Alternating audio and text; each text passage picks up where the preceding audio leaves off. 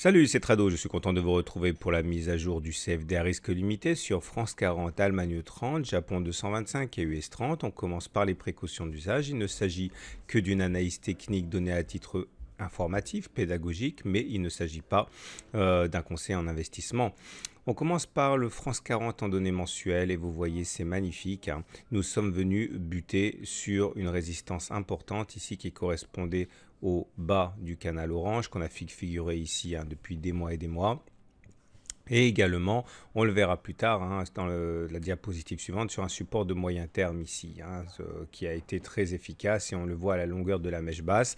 D'ailleurs, les clients CMC Market ne s'y trompent pas puisqu'ils sont à 69% à être acheteurs sur ce sous-jacent. Néanmoins, il faut le savoir, on n'est pas sur des zones de support de long terme. La zone de support de long terme est à 4200.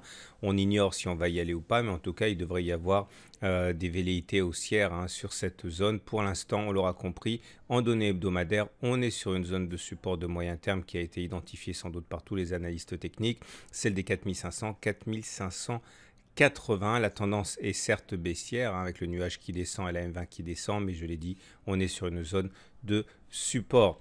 On passe maintenant à l'analyse de l'Allemagne 30, hein, le CFD phare sur l'indice allemand. Et on voit que la tendance est haussière au regard du nuage Ishimoku, baissière au regard de la moyenne mobile à 20 mois. Mais là aussi, hein, on n'est pas sur des supports de long terme, puisque le support de long terme, il est vers 8300, 9300.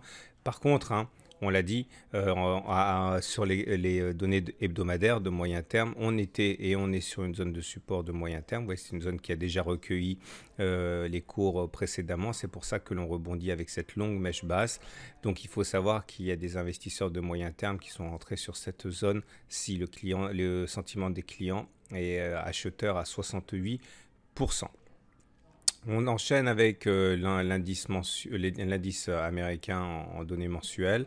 Là aussi, on n'est pas sur des supports de long terme, hein. Le support de long terme, il est vers 18 400. La résistance de long terme est vers 26 000.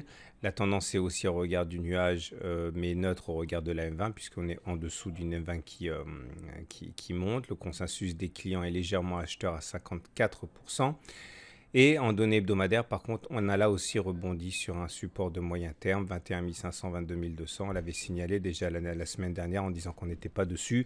Là maintenant, c'est fait. Donc il y a des investisseurs de moyen terme qui sont rentrés, hein, sur les 21 500, 22 200. On va terminer avec l'indice japonais qui est dans une configuration tout à fait semblable. Les supports de long terme sont à 14 800, 16 000, on n'y est pas encore. On ne sait pas si on va y aller. En tout cas, si on y va, normalement, ça devrait rebondir au moins provisoirement. On est sur le bas de la figure orange ici et également en données hebdomadaires, on le voit bien. On était et on a rebondi sur une zone de support de moyen terme, les 19 000, 19 700, hein, cette zone qui a déjà fait rebondir les cours précédemment. Voilà, donc carton plein pour les indices qui ont rebondi sur des niveaux de support de moyen terme.